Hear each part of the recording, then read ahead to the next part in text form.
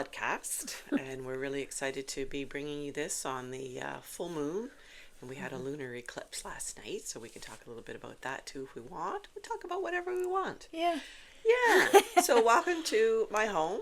You may hear a cat in the background or two, who knows? But it's Susie. And I'm Trish. And Trish is going to take it away. Oh, okay. No, Were you ready? Well, kind of. I didn't really have anything like, me, I come with my notes, but I have no notes today, so I'm just winging it. Oh, yeah, we should do the card reading first. Yeah. Well, you just chat a little bit while I get ready. Okay. So, I guess, it was the full moon and the lunar eclipse, and did you get up to look at it? I could have, but it was really cold out. And I was in bed, and we have an electric blanket, and it was toasty, and I declined. Okay. Yeah. Well, kind of the same. I did get up to pee at one point, and I looked outside, out the window, but it was hidden behind some trees. I could barely see it. But I saw that it was like white. It wasn't that red that, everybody was promising it to be. So I was like, okay. I'm not going to actually put some clothes on and go outside for this. Yeah. But did you find that the energy leading up to it was weird? I've been seeing posts on Instagram and stuff where people are saying they just find things have been like a shit show for them. Oh, I thought it was just me in March.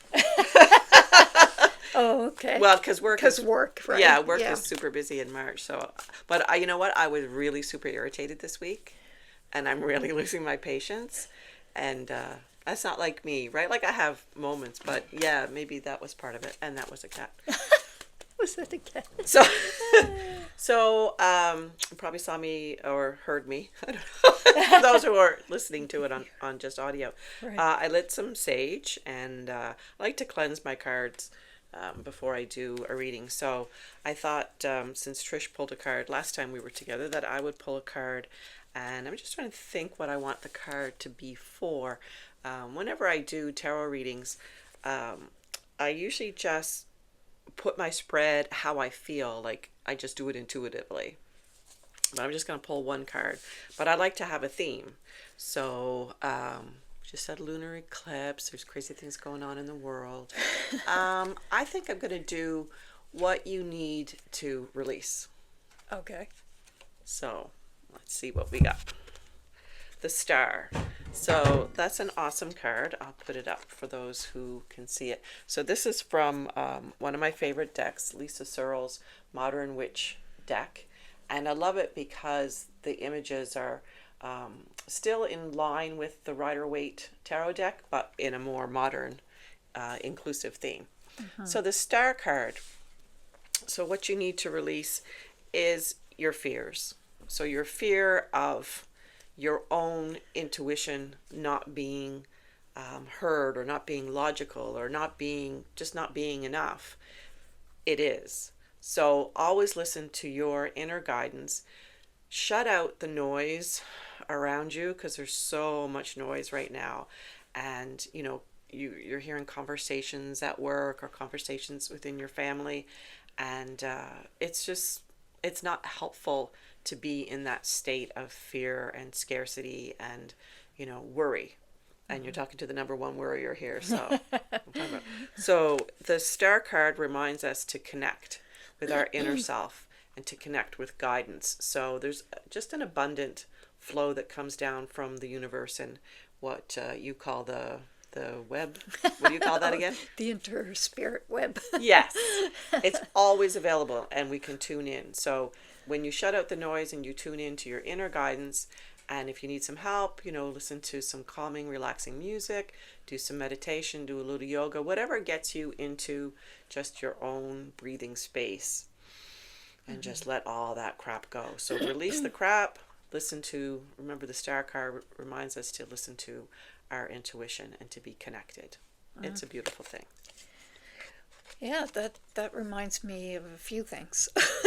So Awesome. so one, it reminds me of there's a beautiful Christian saying that says that the God whispers and the devil yells. So so when things, when things are like loud or and sort of obnoxious sounding, then that's really, for the most part, not from spirit. It's not from divinity, from your higher self. So God speaks in that quiet voice in your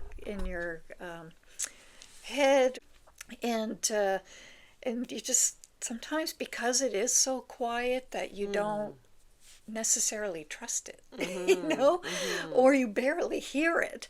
So you have to be in a space, like Susie said, to be able to actually hear that quiet voice.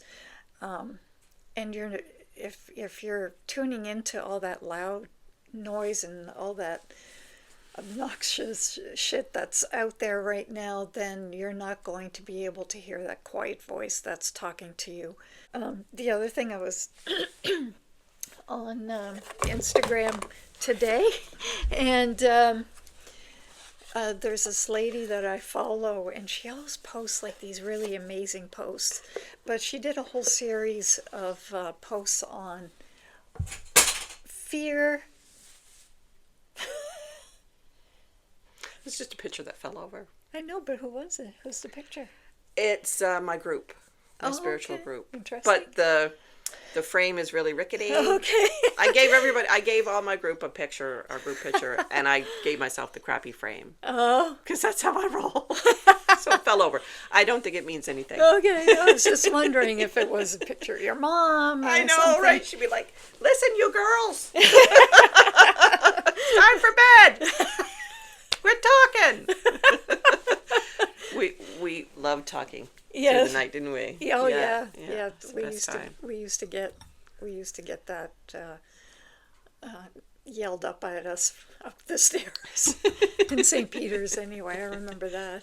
Anyway, yeah. So she does a lot of really good informative posts, but this one she did today was on how they want you to be in fear, in a state of constant chaos, and because when you're calm and you're hearing guidance from spirit, you're strong that way, and they don't want you to be strong. So they don't want you to be in a place where you're calm and you can organize your thoughts.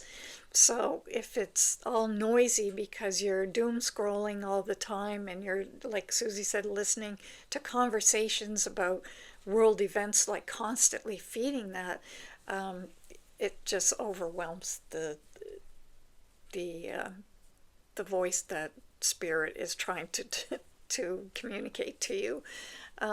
So anyway, yeah. So I just thought that lined up with your Thank card. you very much. Yeah. What about your topic?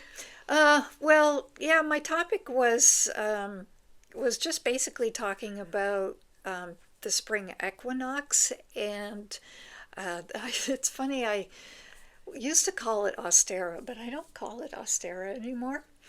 I went down this sort of research rabbit hole on Ostara, because there's always the argument that Christians stole their Easter is basically stealing Ostara, and there's a lot of sort of very easy explanations about how Easter sounds like Ostara, because the goddess Ostara, I don't know how you pronounce it, is very similar to the sound of Easter and the sound of, but I always had some issues with that, because that is English. So in French, Easter is not Easter, it's Pâques. So it works for the English language pretty much only, or Germanic languages, but not necessarily for other languages. So I always kind of wondered about that. So when I was doing some research, It turns out that there is no actual evidence of in literature, in old pagan literature, of a goddess Ostara or Ostra, that it was more of an invention from the late 1800s. So they're not saying that pagans didn't celebrate the equinox. They did, but the the fact that Ostara is actually more of a new invention, sort of like Mabon is more of a new invention that came from like Gerald Gardner in the 20th century, I think. So so I thought, since I don't really celebrate the spring equinox with a divinity, like with Ostara or Bridget, to me it's just nature. I love that. You know what I mean? Like Yeah.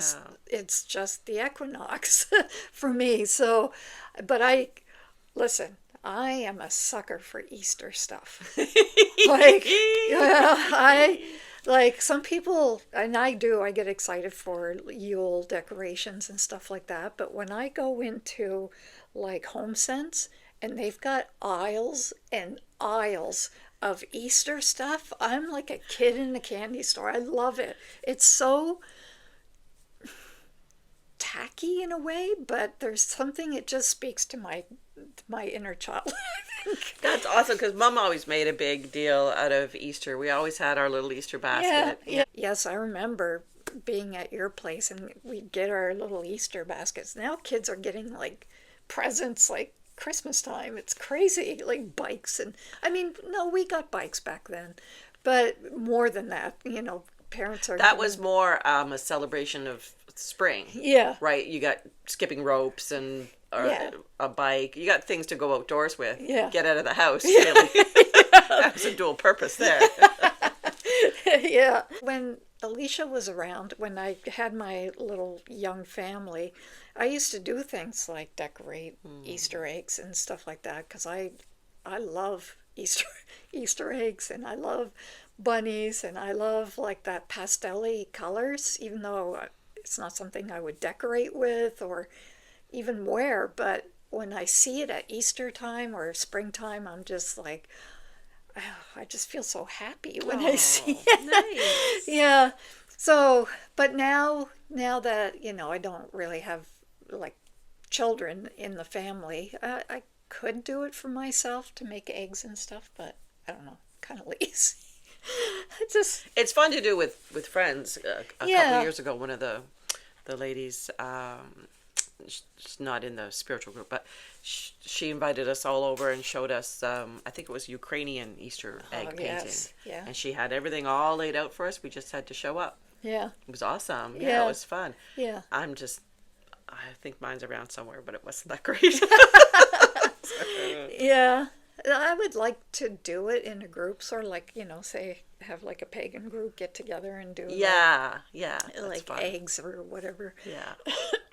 Excuse me. So, but do you celebrate the equinox? Do you do anything special for it, or? I don't, I can't recall anything really specific. I guess, like, I just kind of do things as I'm inspired. Like, I don't usually plan anything out because I don't do any of the public rituals Right. like they have at the Universalist. Universalist? Yes. Yeah. Thank you. Sorry to the people who go there. They always have public rituals there, and they interest me, but Yeah. it's just the whole being around a bunch of people in a small room. Yeah. Maybe it's a big room, but Yeah. yeah. Yeah, I went there once to the some sort of pagan get together at the Universalist Church there in Halifax, and it was okay. And then I went to a public one at the not public Point Pleasant. Oh, There was a okay. public one where they did like Easter eggs and they would roll them down the hill and stuff like that. But I'm kind of like you, or I don't know, or maybe I'm making assumptions, but I don't like big crowds, right? No, I don't. So, and to me, it just felt weird. Like I didn't really know anybody there, and so I've never gone since. So I've always just done little things at home when Alicia was young, and but now, no, I don't do anything specifically. But I find that your mood changes Oh, absolutely. as it leads up to it, right? Yeah. So like I've been sowing some seeds for my grow lights, and so I've been doing that. So that to me is part of celebrating the spring equinox, and I'm having like little garden plants floating around in my head, and and I'm sort of. But I think everybody naturally does that. You know what I mean? You don't have to have any sort of pagan belief for that. True. Yeah, but yeah. So it's very, very subdued for me. But yet, when I go into Home Sense, I just want to buy all the things, and and Katie's not much for like the Easter decorations. So every now and then, as long as if I buy something that's tasteful and not tacky, like I'll buy like a nice rabbit or a cream colored rabbit or something for the garden or something like that, and that usually satisfies my tacky Easter taste. But yeah, so that's pretty much it. But it's just been really cold. Like it's still cold. Listen, I'm just so over it. Yeah. When I was pre and menopausal, I was hot all the time. So it was like cold is great. Yeah. But now that I'm over that, now it's like cold, no. I don't like the cold anymore. I'm getting more sensitive to it. And I'm just so over it. When I see the sunshine, Yeah. I think it should be warm out. Yeah. I go outside, it's like, Yeah. why is it still I'm- so bloody cold? Right? It's not fair. But now in the summertime when it gets really hot, I'll be complaining. But Yeah. I wanted to say, with your thing about Ostara, Easter, these memes circulate through Facebook, and one of the popular ones is about how Easter had been, co-opted from the goddess. And, people share those without doing the research. Yeah. That's what makes me crazy, because being a Life Path 7, to me, everything is questionable, right? Yes. It's like, Yeah. I don't take things for face value. Yeah. So, I'll read up on it. And the same thing happens for St. Patrick's Day. Yeah. People start posting about how, the Christians drove out the Druids. So that's the analogy of Ireland driving out the snakes, St. Patrick driving out the snakes.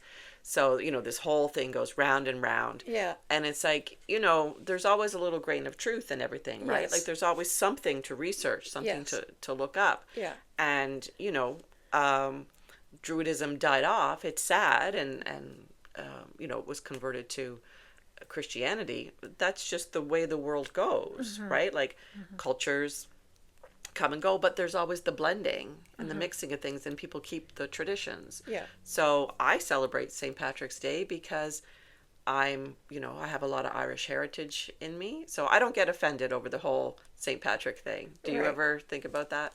Ever come across that? For St. Patrick? Yeah. No, other than every time I hear it, I always think it should be St. Patricia.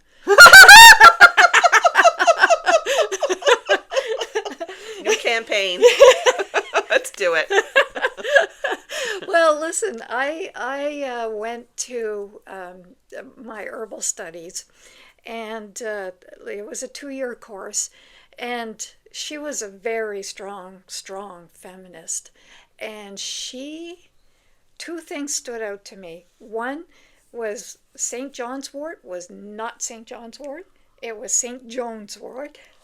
Wow. Yeah. And the other thing was she would never say the rule of thumb. And because somebody had said that in her class, I think they said, the general rule of thumb is for whatever it was. And she's like, do not use that term in my class, because the rule of thumb now I did study this later because I needed to know for sure, came from, she said it came from in the Bible, that the rule of thumb meant that you could beat your wife with a stick that was no bigger than the size of your thumb. So, so now when I researched that, that's not what I found out. It was something else. I can't remember what it was, but it negated what she said. So I don't know what the truth is on that one, but I remember. Like a stick, you're not going to hurt anyone with a stick as big as your thumb. Yeah, so that's why it was the rule. So you didn't actually overly hurt your wife, just only a little bit.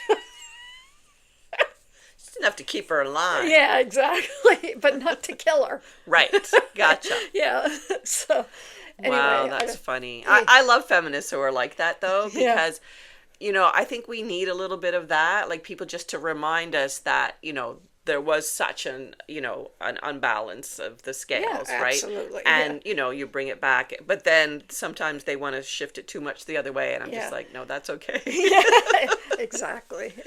So, anyway, so why was I talking? Oh, yeah, about St. Patrick's Day. But yeah, I've seen things going around about, the Easter, because it's that time of year right now, but when I was doing some reading into it, because especially Christians, they're like, we didn't steal the Easter egg, or what else was it? The bunny. Yeah, we didn't steal that, and it was a lot of mental gymnastics for them, in my mind, to back up their claim that it wasn't stolen. To me, it's like, no, that is clearly a pagan thing. The egg means fertility, and the bunny is obviously fertile. So these are all this time of year. It's all about fertility, but they just, oh my God, some of the things I read, I was like, wow. But does it bother you? Like, it doesn't bother me, but does it bother you that Christianity, lays claim to things? Like, No. I mean, I don't know what Santa Claus has to do with Jesus. Yeah. And I don't know what eggs and bunnies have to do with Jesus and the resurrection and the cross and the whole bit. Yeah. But I don't care. No, I don't care either. I really just don't care. Yeah. But what I do care about is when people get very up on their high horse about it, when they just basically shit on the other one, and just like accuse one or the other of stealing. No, it's about, and then you get into the whole topic of appropriation and stuff. So I know it's a very blurred line, but I just feel like there's nothing wrong with the Christians having Easter bunnies and hiding eggs. Who cares? Like, it's a nice family activity. Yeah. It's wholesome. Yeah. Right? It's about abundance. It's not about scarcity. Yeah. Right? So. Yeah. And please don't do the real, grasping at straws to try to argue your point of view on it. It's not necessary. Nobody really cares that much. At least I don't, and I don't think most people do.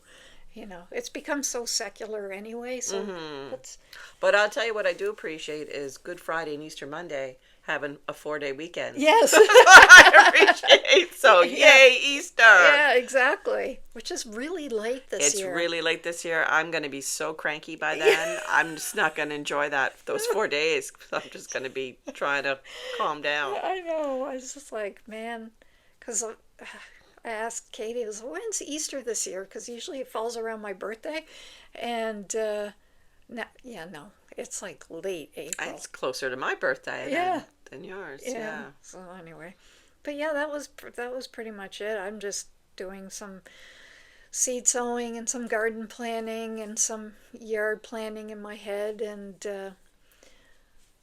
probably going to go buy a chainsaw next week. Wow. Should we be scared? Yeah. Well, it's not going to be a gas one, so it's not as powerful as the gas ones, but it'll do six, I think 6 to 8 inch diameter. But yeah, so I'm in my head, I'm planning all the cleanup in the woods and stuff. I'm not cutting down trees, but I am cutting the trees that are partially fallen from windstorms and stuff like that. Yeah. Yeah, so that's basically it. That's it. Yeah. Oh, that's awesome. Yeah. I always get really sad when trees get cut down. Oh, me too. It hurts me. Oh, me too. Yeah. So, yeah, tree trimming and then culling, like, the ones that are dead or whatever. That's just part of nature to me. But, Yeah. yeah, like, all my trees that are around me in the backyard, like, once in a while Jamie will say, do you think we should? No! Because, it's kind of tilting a little bit. There's one that's super creaky. So I gave it, like, lots of extra love. And I think I helped it. Okay. Good. Yeah.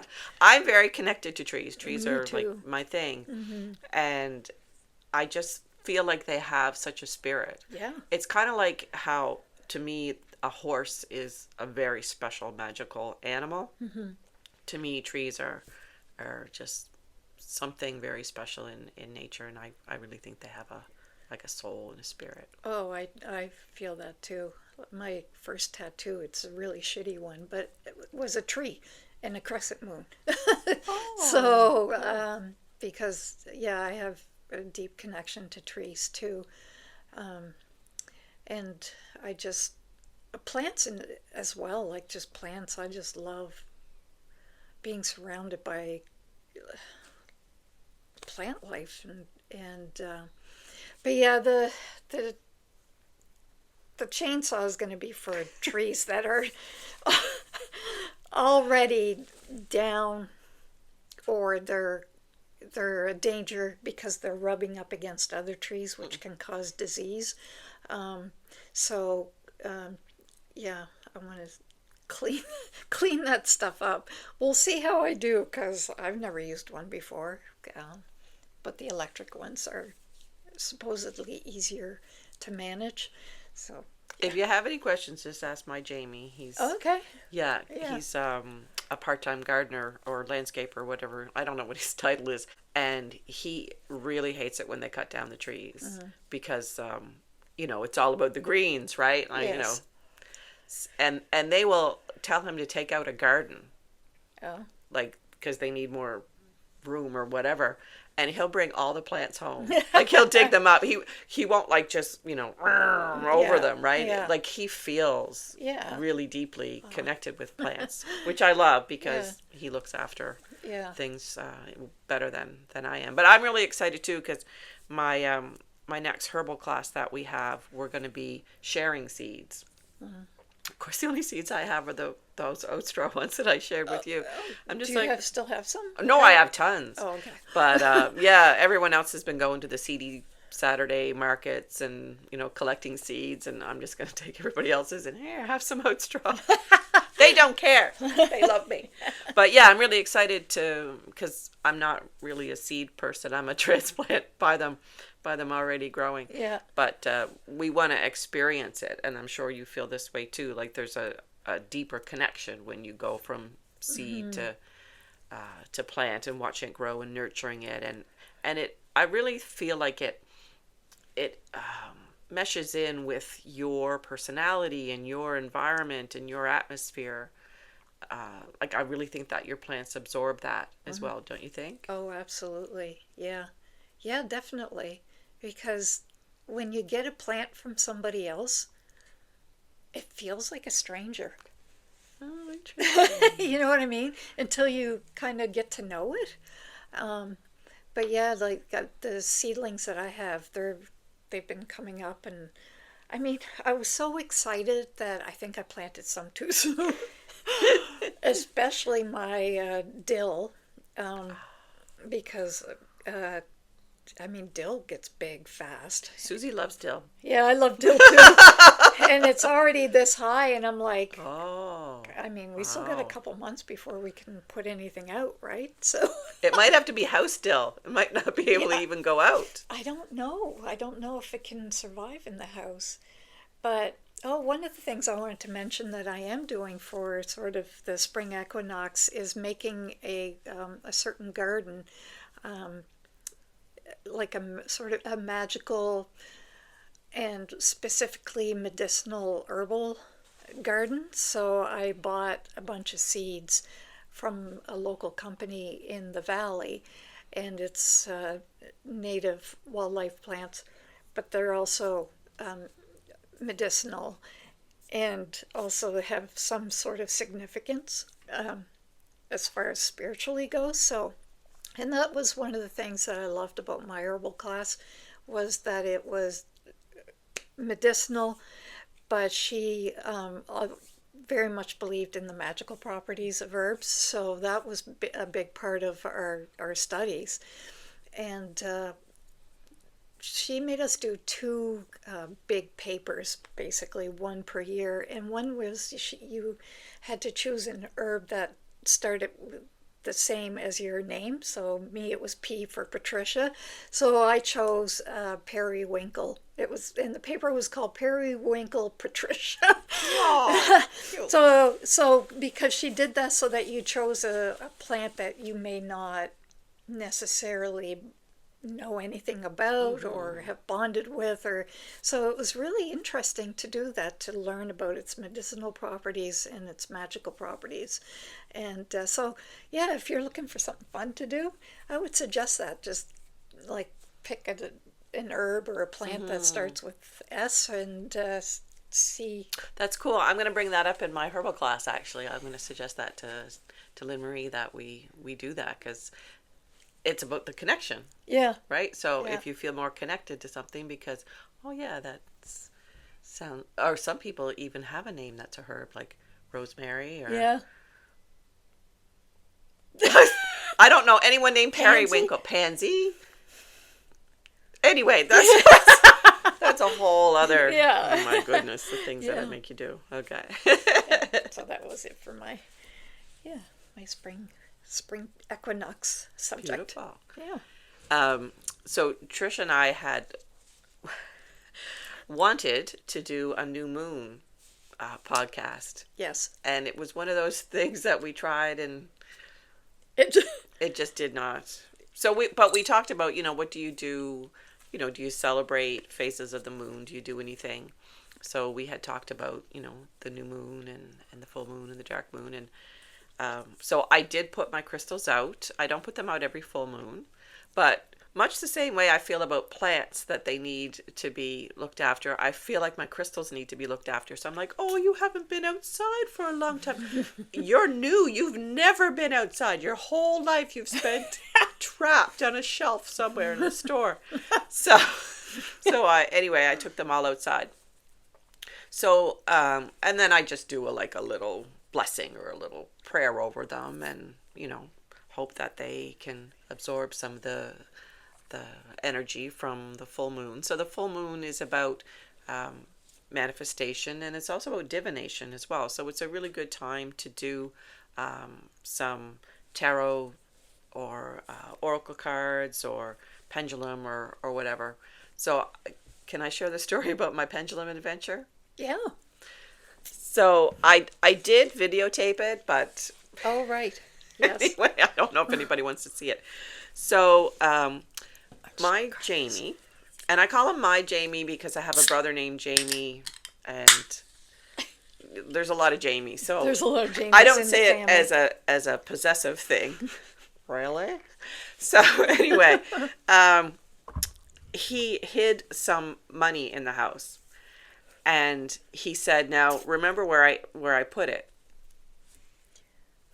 Okay. I don't pay attention to him at the best of times. You think that money I would, but because it's not my money, I guess I wasn't really invested in it. So anyway, he keeps asking me, where is that money? So I've looked everywhere. So he forgot to? Oh yeah. Oh, no, okay. but he knew he would forget. That's why he told me to remember. Okay. I don't know why he would think I would. Anyway, so I said, you know what? I'm going to use my pendulum, because I have found things with my pendulum before.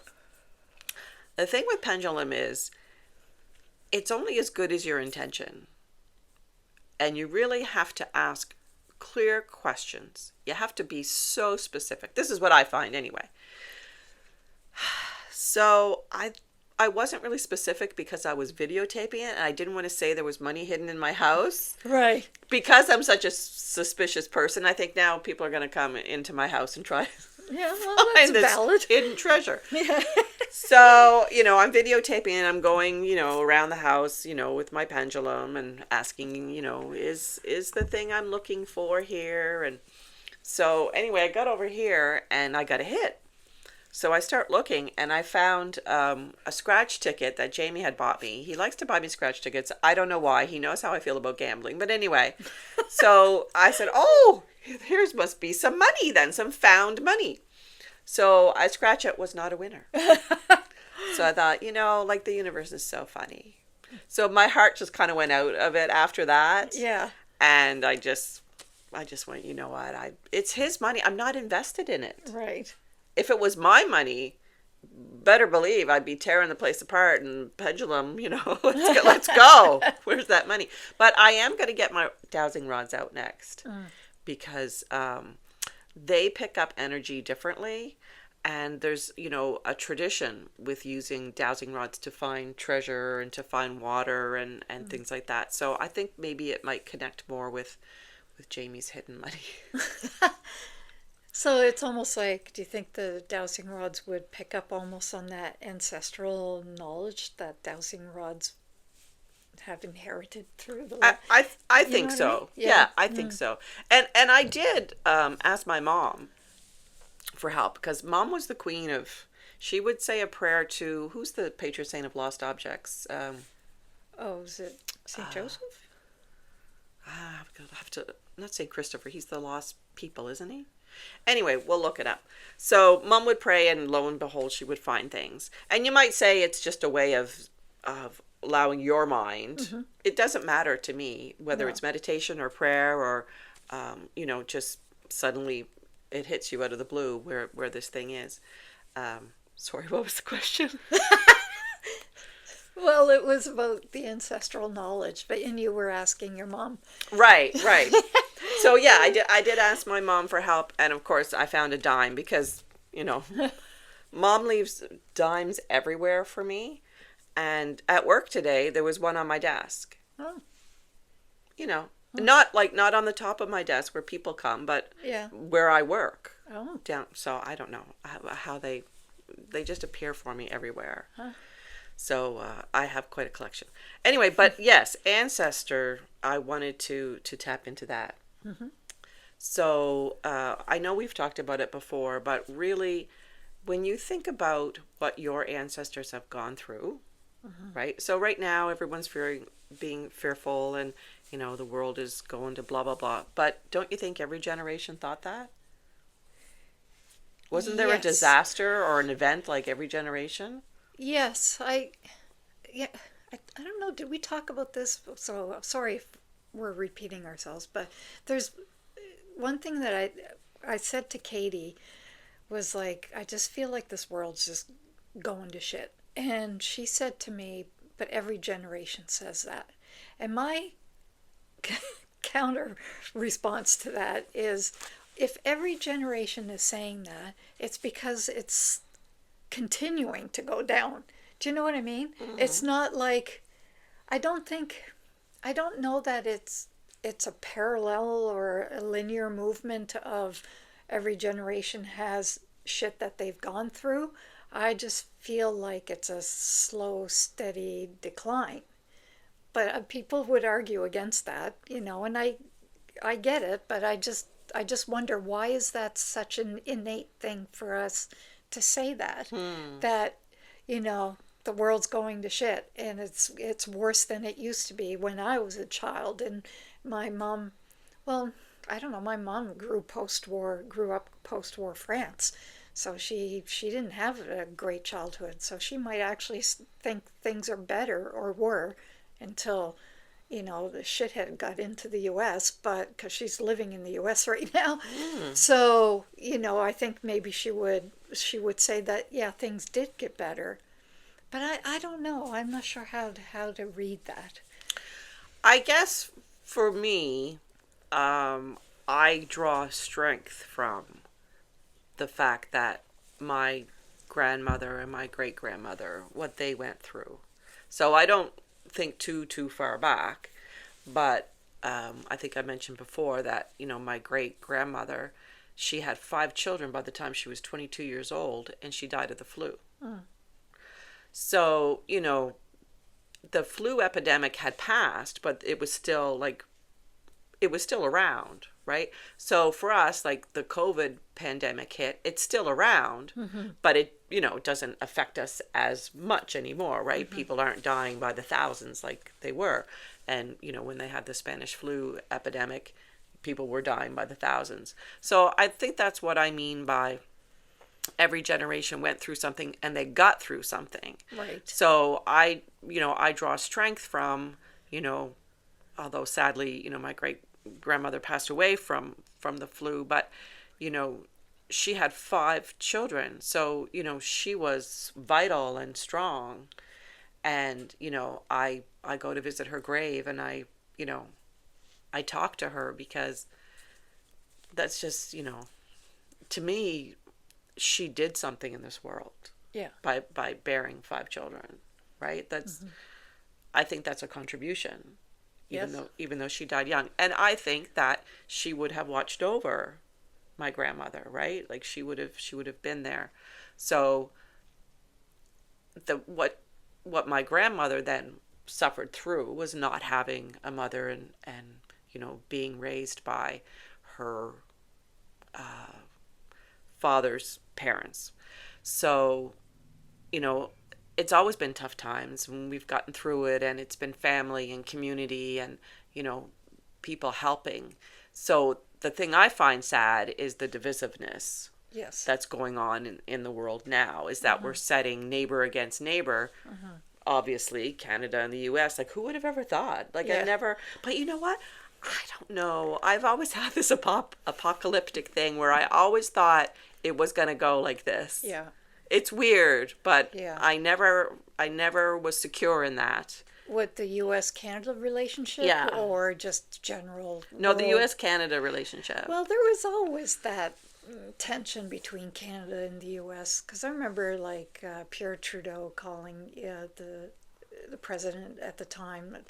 He wasn't going to let the pipsqueaks in the White House intimidate him. Those were his words. So, back in the 70s, that was a thing. And there was always that sort of rivalry in sports, too, which I think is just a reflection of that little bit of tension that there is between Canada and the U.S. And so it makes sense that you would have that feeling of the apocalypse being the... I know.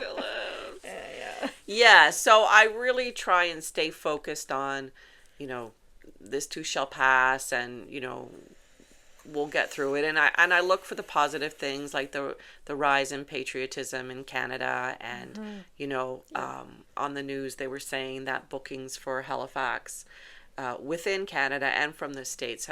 So within Canada it's up 40%, and from the States it's up 35%. So, we're going to have a really booming tourism industry this summer, and that's great for the economy and for jobs and things like that. So I do try and stay focused on that instead of, all the negative impacts, which I'm not putting the blinders on. No. I know there's going to be. Yeah. But I think that you're exactly right when you said, that's what they count on, is the divisiveness and creating the fear and the chaos, so that we're not clear thinking. And when those times happen, that's when you look to the bullies, right, as leaders, because you want somebody strong. So hopefully not Polyvare. I really don't like talking about politics, but it's just reality, right? You can't get away from it. But I don't know. I think I feel like we're going to come through it. Oh, I do too. And I'm like you. I try to focus on the positive. For example, at work, we order books, and we had a, U.S. supplier, and they suddenly decided that they didn't want to be in books anymore. So now we were forced to look for a new vendor, and when this and while this was happening, all this crap with the tariff war and all this stuff was happening. So the head librarian decided that no, we're not dealing with this anymore. We're going to go with a Canadian vendor. Now you pay a little more for it, but I think the more that we do this, the more they can lower their prices. So I thought that was a brave decision because we have a very tight budget for books. But she was like, I cannot support I this U.S. tariff war and support a U.S. company because we're going to pay for it in the end somehow, right? So she's like, we're going to look for a Canadian vendor for the bulk of our books. And when we're in a rush for books, we always ordered from Amazon. But now they've decided that we're not doing that anymore. We're going to order from Chapters Indigo, which is a Canadian company. So all this stuff, I'm like, you know what? This is good. This is good stuff. This is stuff we should have been doing anyway. Right? Yes. You know what I mean? Like, in a way, and this sounds terrible, but in a way, I'm kind of thankful for. Cat. Okay. How crazy Trump is in a way because he's waking up some things, and I had read that in a lot of like spiritual readings that it takes that craziness to wake people up, and I don't want to call him a catalyst for people waking up, but in a way he is. You know, this crazy behavior is, at least for the rest of the world that isn't Russia or China, it's waking people up to being more supporting their own countries, which is not a bad thing. I don't know why we ever got away from that anyway. You know, and we have a very good country. That's why he wants us to be part of the U.S. Like, because we have so much resources and richness. So why aren't we benefiting from that? Well, and even amongst the provinces, there's been divisiveness. Yeah, exactly. Because, you know, I don't want to name names, but, you know, some of the bigger, wealthier provinces haven't really been all that willing to trade and share their wealth, right? So they're starting to wake up to that, hopefully. Yeah. And that's why this upcoming federal election is so pivotal. Yeah. Right? So I really hope that people think long and hard. And I agree with you. I think that, you know, the catalyst for change is really ping, ping, ping. You know, people are waking up. But also, you know, we talked about this being a 9 universal year. So, you know, that's the change. That's the transformation. That's the shedding of old habits and old ways of thinking that, you know, no longer serve our higher good. So, you know, that's the macrocosm. And then the microcosm is within our own selves, right? For us to do some soul searching and, you know, whether it's buying local or, supporting a party that supports your beliefs. And really, you know, I talk about it all the time, community, community, community. Yes. So, Yeah. you know, look after one another. And I think that's where I feel like that's the decline that's happening more and more, is that community aspect. Like, I've always grown up, you know, being kids of the 70s, right? We were always grown up, taught to be self-sufficient as much as possible, which I still kind of believe in, but I'm really starting to realize that self-sufficiency is a lie. You can't be completely self-sufficient, or it's a rare breed. You know what I mean? And I'm not like a super sociable person, but I also know that I can't do everything myself. And you need community. You need community for support, physical support, mental support, spiritual support. And I think it's so important, and that's what they're trying to make us feel like. and that's what electronics are doing. They're separating us. You know, we're global in one way, but we're so separated in the true way, in the real way. Um, so, and it's also making us not connected to our ancestors. You know, see, that was the podcast that didn't make it. Because I talked about how, you know, we have this internet and that kind of thing, and that we have so much information, but we're missing that spiritual information, that information that comes from our ancestors, like you said, and that noise. We can't hear our ancestors if we're just constantly focused on the noise and the mundane. We really have to put effort into spiritual time to hear that quiet voice and to hear our ancestors, because they, like Susie said, they've been through it. They've been through war. They've been through pandemics. They've had way back. They've had so much violence, you know, and disease, and so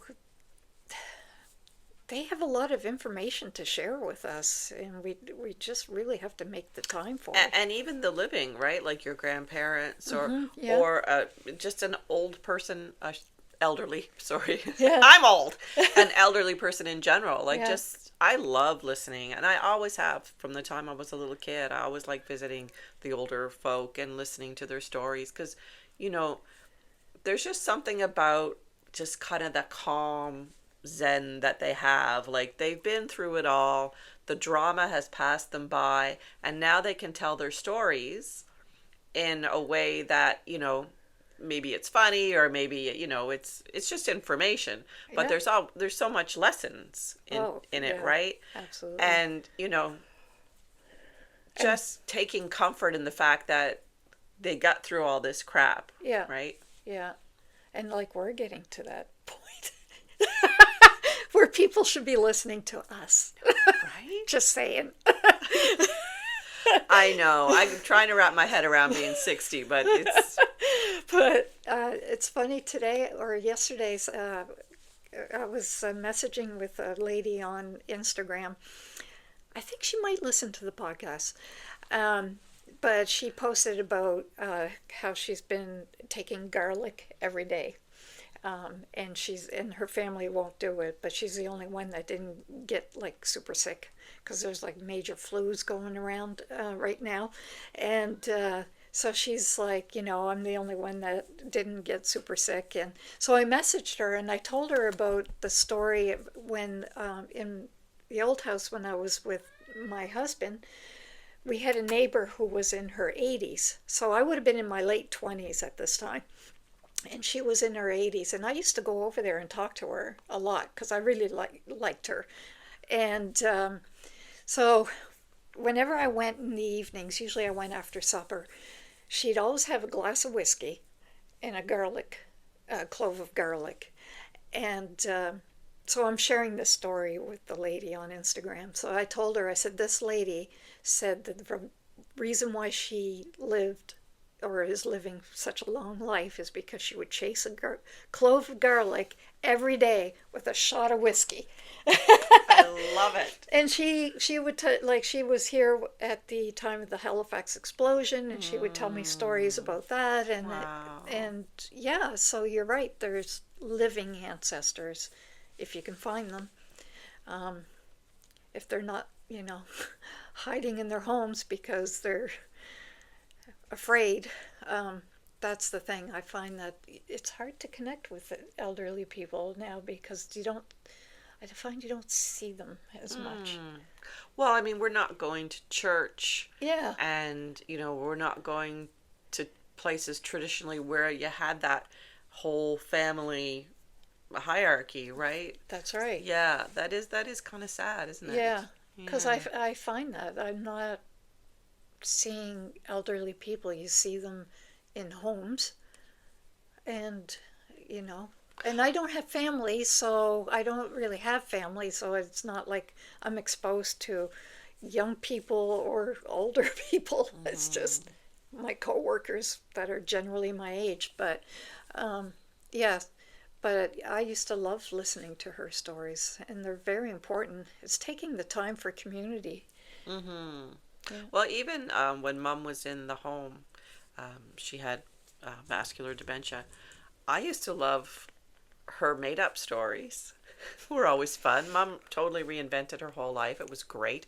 And then one time she co-opted my sister Kath's life Oh, and really? told the story like as if it happened to her. But then the other people in the home, some of the older ladies and gentlemen, I would listen to them too, and I just love it. So I think when I retire, one of the things I want to do is volunteer in a care home and just hang out, just listen to people. I think that would be lovely. And I don't know Yeah. if I have anything to offer them. I teach them tarot or something. I can't crochet. I can't knit. I don't play a musical instrument. Yeah. Well, I just can listen, I guess. well, and that's a big thing. Yeah. A lot of people just want to be heard. Yeah. And especially when you're older, you feel like, you're not valued anymore. Your wisdom isn't valued. But I feel like they're the people that we should be listening to. Yeah. Yeah. So, yeah. Awesome. That's great. So, yeah, we're almost up to an hour. I Okay. think we did. Yeah. We did well. Yeah. So, I did want to ask you if you wanted to try again to do an in-between now that we have the Zoom option. Yes. Yeah. So that's what we're going to try next because we lost Skype. Yes. So, yeah, I purchased a Zoom account for us so that if for whatever reason we can't be side by side, we can be screen by screen side. Yeah. So, yes, technology is our friend as well as our detractor or distraction. But, yeah, I'd like to try that. Okay. Yeah. So you might see a podcast in a couple weeks as opposed to in a month. We'll talk about it and see. But the in between ones we were thinking we would do it via like Zoom because we live so far apart that it would just make it easier as opposed to driving every 2 weeks. So the in between ones might be screen by screen.